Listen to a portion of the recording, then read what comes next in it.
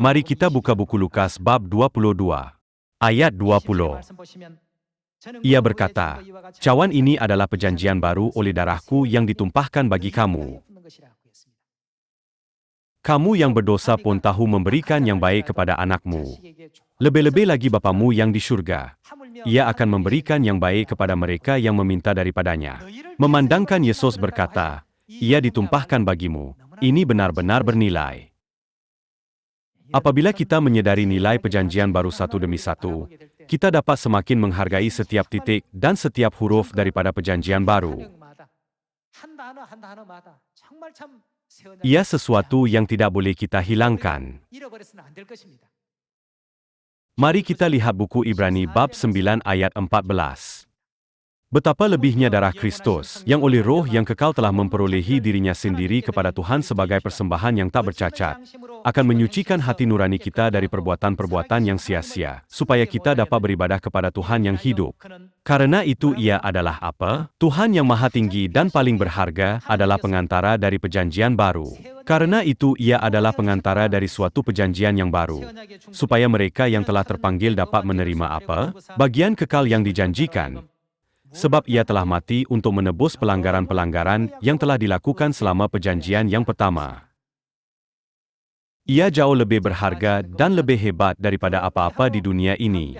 Tuhan membuat kebenaran yang bahkan malaikat syurgawi dan makhluk rohani pun ingin melihat dan memberikan kebenaran yang berharga itu kepada kita.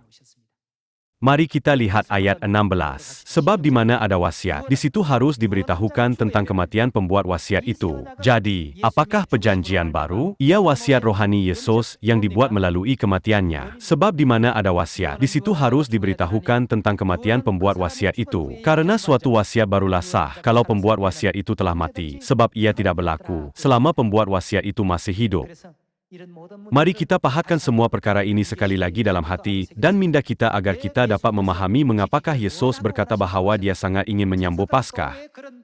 Dan mengapakah malaikat-malaikat syurgawi ingin menyelidiki kebenaran ini.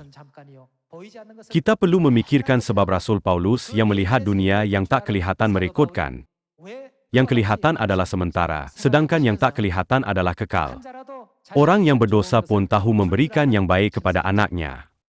Lebih-lebih lagi Bapa dan Ibu kita yang di surga. Mengapa mereka datang ke bumi ini? Apa yang mereka buat sehingga mengorbankan nyawa mereka? Ia perjanjian baru. Ia mengandungi janji warisan yang kekal.